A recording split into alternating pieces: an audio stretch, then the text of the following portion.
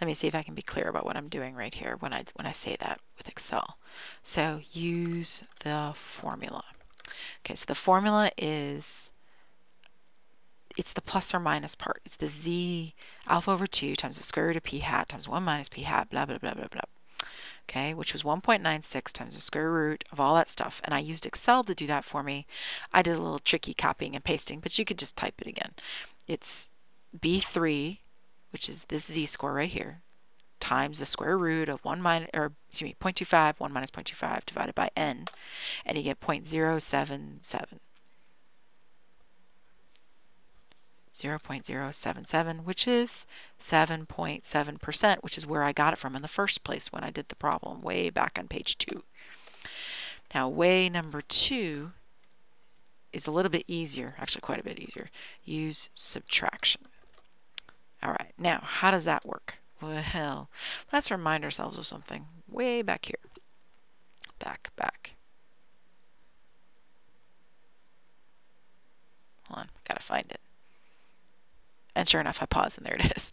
Okay, so this is the error, right? So you know this high number over here is 32.7.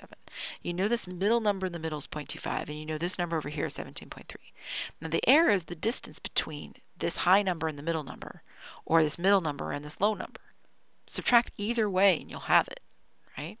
So you can say to yourself, okay, I'm going to take way number 2. I'm going to take 32.7 and I'm subtract away 0.25, i.e. this cell right here. Okay, look, it's the same thing. Matter of fact, I'm going to do way number 2 again, but like I'll do it way number 3. Here, about this one.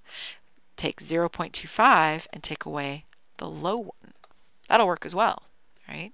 Because if you take the middle score, 0.25, and take away the 17.3, you're going to get 7.7. See? So either way you want to do it, I don't really care.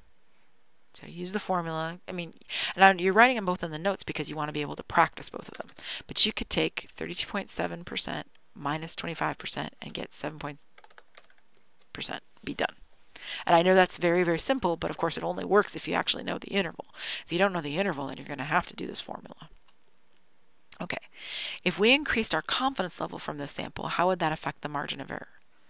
Well, we talked about that way back as well. If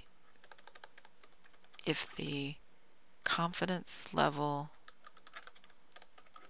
is increased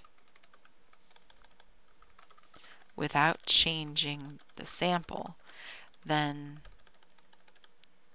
the interval gets wider.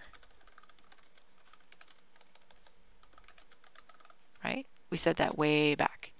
That was the second picture that I drew. That one, right there. See? Interval gets wider if it's 99%. What does that mean for the margin of error? Well, I'll bring back the picture. The margin of error is half of that, right? What's the margin of error on the orange one? Well, 7.7. What's the margin of error on the red one? Bigger than 7.7, right? Because it's a wider interval altogether. So maybe it's like 10 on that one. Okay? So that implies the margin of error will get larger also. Cool. Done with that. All right, so the next topic. How do you estimate sample size? So I always get students that come to me and say, first day of class, like, oh, news polls, they're not fair. They only poll 1,000 people. That's just not right. There's 300 million people in America. The answer to that is, yes, it is. It's totally fine. Let me give you an example. When you're sick and you go to the doctor and they want to figure out what's wrong with you, do they need to draw out all the blood in your body? No. Same thing with sampling. You don't have to poll everybody. You just need a nice, good, random sample, right? If you do that, it'll be fine, right? We just need a nice, fair, random